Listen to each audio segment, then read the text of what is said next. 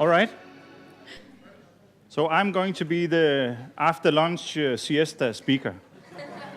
So if I see anybody nod off, I'll probably throw something at you, or I don't know. Let's see what happens. I'm going to present... Take it easy. I'm going to present for you a project that has been taking place for the last 10 years.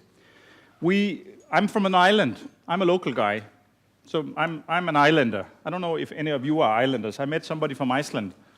Any other islanders? Oh, that's a lot. Britain. Oh, that's a big island. Okay, but there's some islanders here. I'm speaking on behalf of the population of Samso. We won a competition to be the Danish renewable energy island 12 years ago in 1997. The government sent out a competition to find an island or a small community that could prove that it was possible on proven technology with general laws and subsidy programs to convert a community to 100% renewable energy in a time span of 10 years, based on widespread public participation. We're going to discuss what that is. I mean, because that is to discuss, because it's a very fluffy and open phrase, and we had to find out what that meant for us to be working on widespread public participation. I mean, it's complicated. It means that we should agree on something. And I saw there was some islanders here, so that will be difficult. So the project was to prove that. We started, you could say, we started because of a history. In the 70s, we had oil crisis. We had car-free Sundays. People were walking down the highway with their kids in their hands, and there was no cars on the road at all. So everybody felt that was kind of funny, to have Sunday strolls down the highway. No cars at all, and everybody kind of got used to that and thought that was cool. But as soon as the crisis stopped, we started driving our cars again, like we needed it. I mean, we could live without it for a while, but then we just got the habit of driving again. So then we just drove our cars because we could. And maybe that is part of the human thing, that we do what we can most of the time. But why? So we had to question things like this, find out why and what we should do. This is me. I got my own cartoon. I'm a cartoon person. But in 1997, we pledged as a community to give up fossil fuels and convert to 100% renewable energy. That is kind of a statement. It's pretty cool, actually. But it was supposed to be on widespread public participation. Bear that in mind and think about how that actually could be realized. We had to find out why we should do a project like this. I mean, what was the real problem? Because we could challenge ourselves and make a transition from fossil fuel to renewable energy. But why? Why should we do that? Well, because mainly, not because of pollution, because on a small island you cannot see the CO2. It's invisible, and it doesn't feel like pollution. A little milder climate, a little higher degrees, it just feels nice, makes the summers longer. So that's not a good argument, living from tourism and people coming from outside enjoying the beaches. So we actually like a little more heat.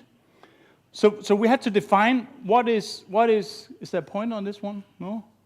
But you can see oh, sorry. I have to find my way through that. I think I have a pointer. We had to find out what was the real problem on our island. Because these are the problems, and this is the capacity. So the capacity of the community was kind of weak. When it came to the problems or the burdens, we had a lot of them. I mean, this goes for the community in general. Most communities have more problems than that they have capacity, but we just believe that we're still moving. But I think we are moving without getting anywhere, because the motion is up here with the wheels hanging in free air, and we're doing nothing. We had 15 years of climate top meetings from Rio in '92 till today. What has happened? Can anyone say honestly that they think a lot of good things has happened for the climate and for the environment? No, not really. So we had to find out what we can do ourselves, find out if we should avoid buying this new four-wheel drive vehicle. Maybe we should fly less. Maybe we should live in a more sustainable way. Maybe we should kind of take off some of the burdens and bring back the motion, bring back the engine to the ground, so get the forward positive motion again. So that is interesting if we can do that. The challenge is to find out what is our resources. A lot of places we talk about wind as a potential capacity. We can utilize wind, but on the other hand, when we talk about it. There's a general NIMBY effect. Not a lot of people like wind turbines in their backyard. Do you know this phrase, not in my backyard? NIMBY. Where we try to change that and say that we want the NIMBY to be transformed into the IMBY, in my backyard. I want it because I need it, not because I hate it, or because I don't like the sight of it, I don't like the size of it, or I don't like the noise of it, but because I need the production from it. I need the clean energy because it will then solve my climate problem. So there is a capacity. I mean, obviously you can see on my island the trees has to bend over because of the wind. The wind is stronger, so it has just to get adapted to that. We know the wind. We are pushed around by the wind all the time. So the wind is there, and we also know it because of a historical reason. We are a group of people living on the island that has to live with the conditions. It's easy to understand because we have the water surrounding us. If you step outside the community, you get your feet wet. So it's very easy to understand where you are, and when you cross the boundaries of this little community. It's also easy to identify the citizens of the island, because you cannot just choose your colleagues or your friends. We are the people we are. We cannot change that. We cannot deport all the bad guys. Say to them, go away from this island, we only want the good guys to stay here. But that also means that we have to talk to them, even people we disagree with, and find a way to make solutions. We have a common history. 300 years ago, people utilized the wind. The farmers went to the mill, got their grains milled, and brought back flour and food for pigs and cows. That was ordinary. That was people's jobs. That was what they did. And the wind was utilized in a positive, good way for the island. We also want to have a vision. The vision of the future, which is good, clean, and healthy, and will provide a job and a living for the local people who lives on the island. That is a fortune everybody wants to wish for, and also has a right to wish for. But not everybody can do that, because it's not in your hands to make this fortune or make this future. Many places they say at the end of the rainbow there's a pot of gold that goes for you. Do you know this phrase? Have you ever found any gold? Did you any strike gold? But you can say that you can define. It's up to you to define what is the gold at the end of the rainbow and see what it is. For Samso, obviously, it was changing from fossil fuel to renewable energy. When we started the project in '97, nobody on the island believed that we could make offshore wind turbines this size.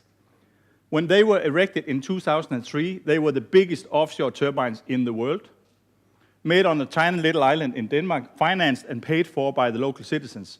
That was really, really kind of a step into the future. Nobody believed that, and 5 years later, it was realized.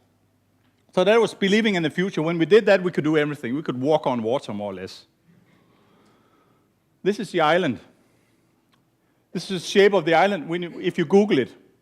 Down here you have the South Island, the south part of the island, influenced by Fyn.